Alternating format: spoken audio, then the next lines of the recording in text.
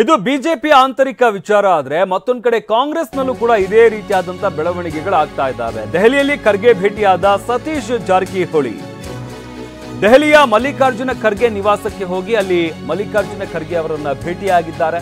ಸುಮಾರು 30 ನಿಮಿಷಗಳ ಕಾಲ ಚರ್ಚೆ ನಡೆಸಿದ್ದಾರೆ ಸತೀಶ್ ಜಾರಕಿಹೊಳಿ. ಪಕ್ಷದಲ್ಲಿನ ಇತ್ತೀಚಿನ ಬೆಳವಣಿಗೆಗಳ ಬಗ್ಗೆ ಮಾತುಕತೆ ನಡೆಸಿದ್ದಾರೆ. ನಾಳೆ ಕೆಸಿ ವೇಣುಗೋಪಾಲ್ ಭೇಟಿಯಾಗಲಿದ್ದಾರೆ ಸತೀಶ್. ಇವತ್ತು ಎಐಸಿಸಿ ಅಧ್ಯಕ್ಷ ಮಲ್ಲಿಕಾರ್ಜುನ ಖರ್ಗೆ ಅವರನ್ನ ಭೇಟಿಯಾಗಿದ್ದಾರೆ. ನಾಳೆ ರಾಜ್ಯ ಕಾಂಗ್ರೆಸ್ ಉಸ್ತುವಾರಿ ಕೆಸಿ ವೇಣುಗೋಪಾಲ್ ಅವರನ್ನ ಭೇಟಿಯಾಗಲಿದ್ದಾರೆ ಸತೀಶ್ ಜಾರಕಿಹೊಳಿ.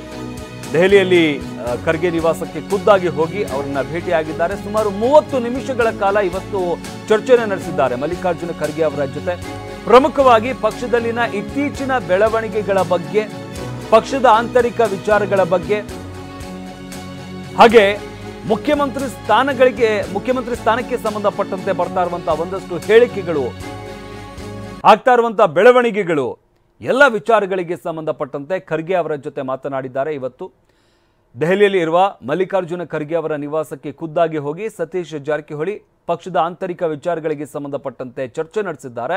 ನಾಳೆ ಕೆಸಿ ವೇಣುಗೋಪಾಲ್ ಅವರನ್ನು ಕೂಡ ಭೇಟಿಯಾಗಲಿದ್ದಾರೆ.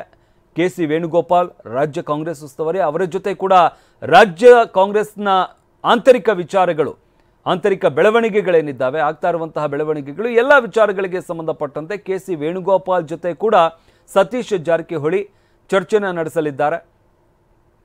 ತೀವ್ರ ಕುತೂಹಲವನ್ನು ಮೂಡಿಸಿದೆ ಈ ಒಂದು ನಡೆ.